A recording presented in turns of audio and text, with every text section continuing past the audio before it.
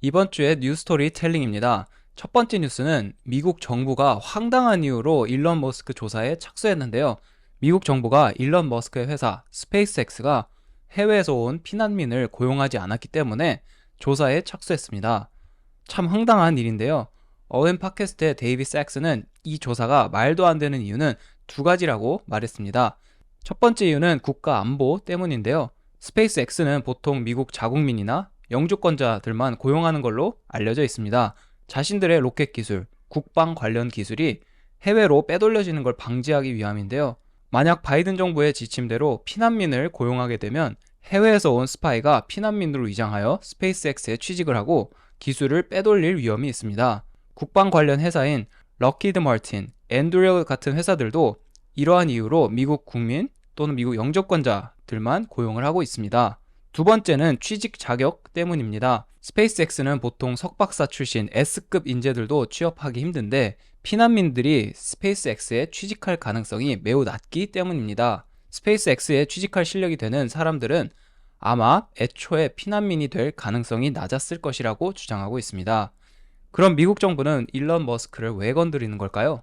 어린 팟캐스트 패널들은 입을 모아 바이든 정부가 일론 머스크를 싫어하기 때문에, 특히 그가 트위터, 현재의 X를 인수한 것 때문에 일론 머스크를 공격하는 것이라고 주장합니다. 트위터는 일론 머스크 인수 전에는 민주당원들에게 우호적인 홍보 플랫폼이었는데 보수 성향을 띠는 일론 머스크가 집권을 하면서 민주당원들이 목소리를 내기가 힘들어졌기 때문입니다. 두 번째 뉴스는 브릭스 연합의 6개국 추가, 탈달러의 신호탄인가? 입니다. 브라질, 러시아, 인도, 중국, 남아프리카 공화국으로 이루어진 브릭스 연합에 사우디아라비아, 이란, 에티오피아, 이집트, 아르헨티나 그리고 UAE가 추가되었습니다. 현재의 브릭스 연합 5개국은 전 세계 인구의 50%, 전 세계 GDP의 33%를 차지하고 있습니다. 만약 이 6개국이 추가된다면 전 세계 GDP의 37%까지 차지할 것이라고 합니다.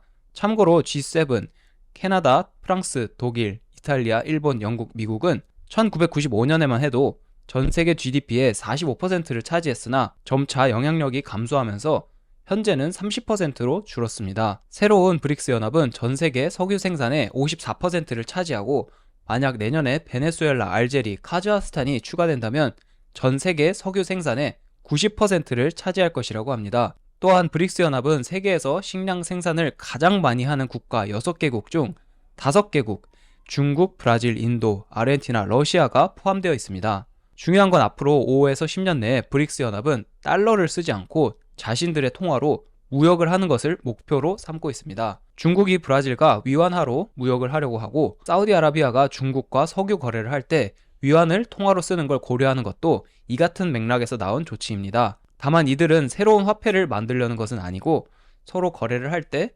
달러로부터의 독립을 원하는 것이라고 합니다. 반면 어윈 팟캐스트의 처맛은 브릭스의 성장 가능성에 대해 회의적인 의견을 펼쳤습니다. 브릭스 내 인도와 중국은 거의 전쟁 상태로 서로 적대적이고 중국, 러시아 같은 공산주의 국가와 인도, 브라질 같은 민주주의 국가가 힘을 합쳐서 뭔가 이뤄낸 적이 거의 없고 앞으로도 그럴 가능성이 거의 없을 것이라고 주장합니다. 세 번째 뉴스는 원자력은 곧 국가 안보 문제이다 입니다. 어윈 팟캐스트의 처맛은 각 나라의 원자력은 곧 국가 안보의 문제라면서 각 나라들은 최대한 독립적으로 에너지를 생산할 수 있도록 노력해야 하며 특히 러시아에게 에너지를 의존하는 걸 최대한 줄여야 한다고 주장하고 있습니다. 왜냐하면 원자력은 곧 청정 에너지 생산으로 이어지고 청정 에너지 생산은 외국에 대한 에너지 의존도를 줄이는 결과를 가져오고 이는 곧 외국과의 적은 마찰, 전쟁으로 이어지고 국내 경제의 안정성으로 이어지기 때문입니다. 미국 자국의 현재 상황에 대한 비판도 곁들였습니다.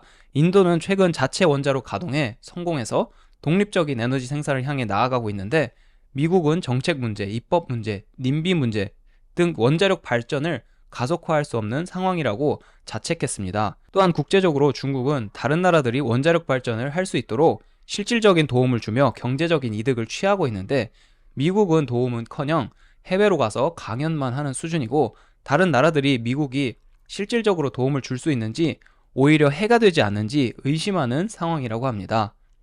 오늘도 끝까지 시청해주셔서 감사하고 다음에 또 재밌는 뉴스로 찾아뵙겠습니다. 감사합니다.